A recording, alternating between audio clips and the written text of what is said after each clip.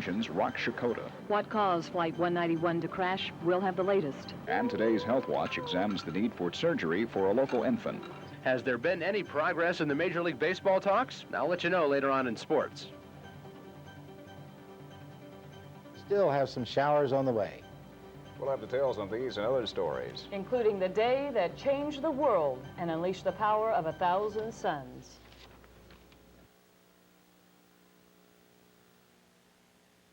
Public. From KTUL TV in Tulsa, Charles Ely, Carol Lambert, Bob Hauer, meteorologist Don Woods, and John Walls on sports. This is News 8 at 5.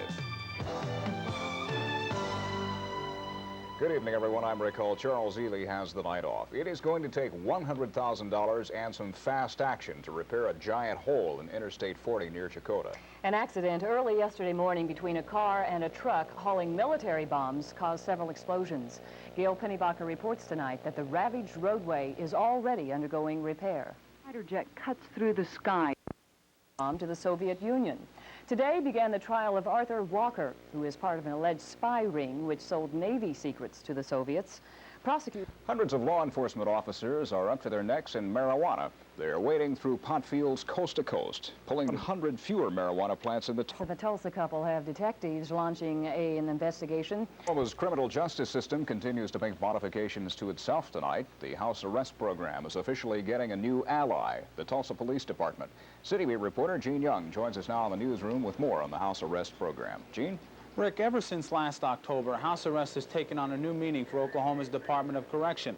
While the program has technically been around since 1980, only last fall did the idea drastically expand in its numbers.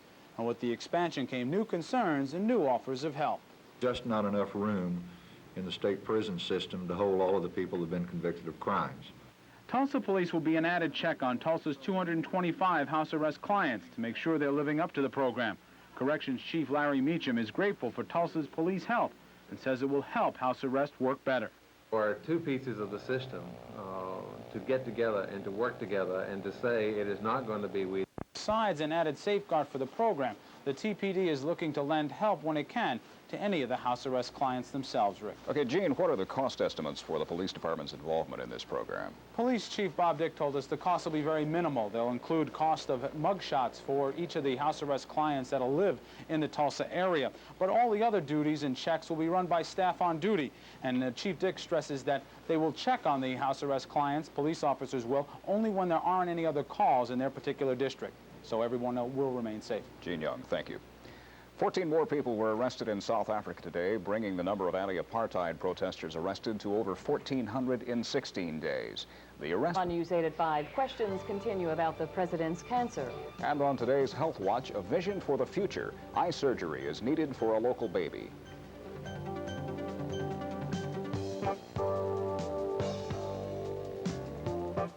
Was having nightmares about my toilet. Was I getting it clean? Dirty toilet, dirty toilet, dirty toilet.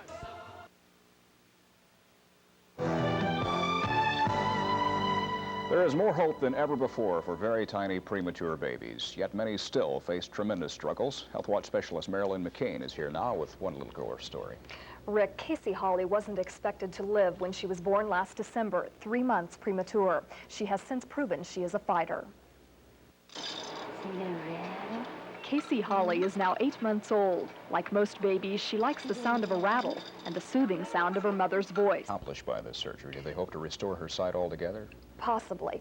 The retinas would be reattached and the membrane of scar tissue that's formed would be removed. That part of the surgery requires some very sophisticated equipment. It's only available in a few places, and so that's why the Hawleys would have to go to Memphis if the surgery is to be performed. Okay, thank you, Marilyn. Carol?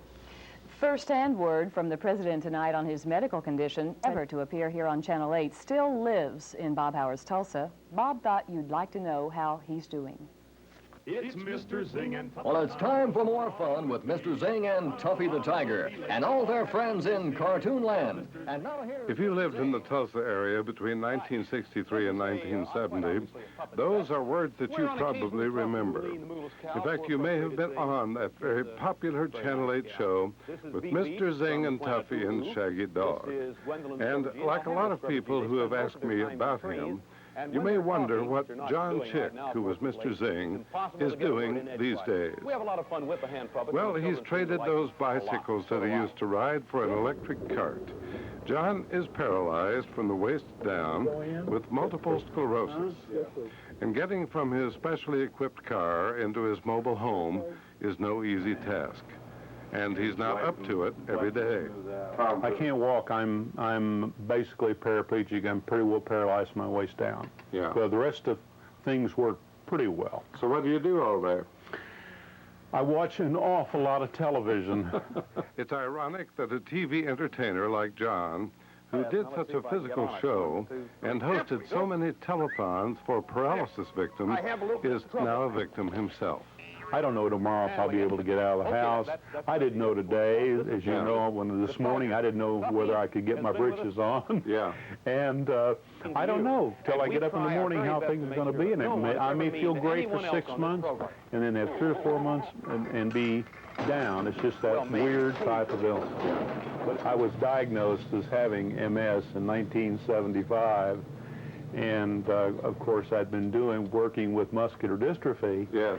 For 15 years by that time, and my doctor looked at me, kind of smiled and said, "John, you've been working 15 years for the wrong outfit." John Chick still has a great sense of humor, and if you wonder how he is, he'll tell you he's doing okay.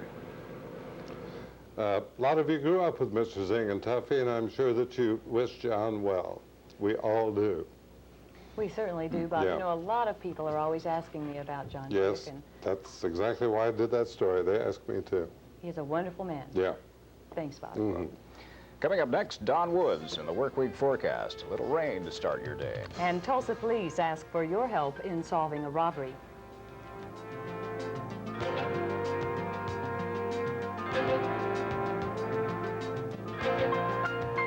Sargent's invites you to put yourself in your dog's place. Huh? Suppose you had the fleas, the itching. Sunday, every morning, every evening, there's always something good to see.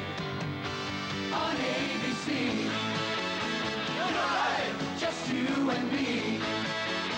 You'll love it on ABC. You'll love it. Okay, what do you like better? Take in, take out, eat in, or take out or eat in?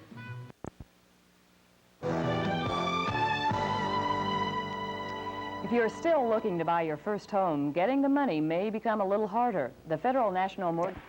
Thought you could say that about our weather. Substandard and unsafe. Not really. No, it's safe. It's been worse. It's been much worse. We been better. Had a pretty nice day. The clouds held that temperature down. Mm-hmm. It's just been humid, though. Very humid, but muggy.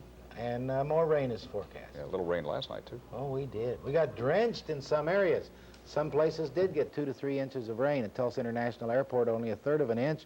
Over in Arkansas, 5 to 8 inches in some spots. It has been spotty and more rain is forecast. It hasn't left us yet. Let's have a look now at the current data. 85 degrees, the humidity 63%, the wind's calm, pressure 2992 and falling, and the high 85, the low 74 today. Normal is 95 and 72. The record 110 in 1964 and 57 in 1920. Now 35/100ths of an inch of moisture is all we've had in August so far from last night's rain. Normal is 301. Now look at our radar now. Shows that there's some shower activity off east of Tulsa and from southeast of Fayetteville on down to the east of Fort Smith. Some big rains south of McAllister. Here's where the heavy weather is going to be tonight. You can see off to the west of McAllister and south of Oklahoma City some thunderstorms that are approaching severe levels. But through the most of eastern Oklahoma and western Arkansas, it looks like just a slight chance of showers and thunderstorms. Slight over to the east, just a chance here in this part of the state. They're there, but believe me, all day long we've been looking out the window waiting for a shower, and we haven't had one yet. Now let's have a look at the temperatures around the area. You can see the cool temperatures under the clouds, 85 at Tulsa, 84 at Fayetteville, warmer where it's sunny, 88 at Joplin, 89 at Chanute and Kansas City, 90 at Salina, 89 at Goodland and Garden City, 81 at McAllister, and 88 at Fort Smith. Now, looking at our map, you can see a trough of low pressure that's generating those big, heavy thunderstorms down south of us, and they extend all the way from south of Oklahoma City, south of McAllister, on through southern Arkansas, and clear on to the east along this trough, and up to the north. There's some cloudiness that has had some showers in it during the day and will continue to have during the evening hours this evening. The main big thunderstorm area for bad weather is up to the north of us, from the eastern slopes of the Rockies through Kansas into northern Missouri tonight. Now that, of course, is expected to miss us. And tomorrow, just warm, humid Gulf air over the area with isolated scattered afternoon and evening thunder showers up and down the Mississippi River Valley and over here in eastern Oklahoma. It's going to be a typical summer day, hot, humid, with scattered showers. And here's the forecast. Tonight, there'll be a few thunderstorms around, not much of a chance, but a few, 75 for low. The big ones will be way down south of McAllister. You folks down there, look out. And tomorrow, sunrise at 6:34, sunset at 8:24. And tomorrow, a few thunderstorms in the afternoon and evening. It'll be a sticky, hot day, 95 degrees. And tomorrow night, still a chance of a shower or thunderstorm and 75. Okay, thank you, Don. The robbery of the Amoco Computer Center is the subject of this week's Crime Stoppers. Here is Officer Paulette Croft. Suspects drove a vehicle to the main building of the Amoco Research Center at 41st and Yale.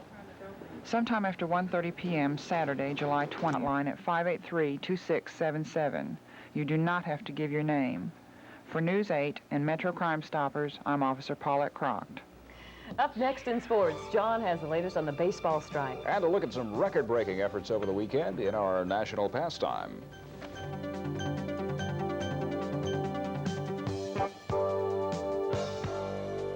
They look the same. Do we still win? In sports tonight, the question is, will they or won't they? I think they will. Think they will, too. Doesn't look good. Sure looks like the baseball strike's going to come off. The player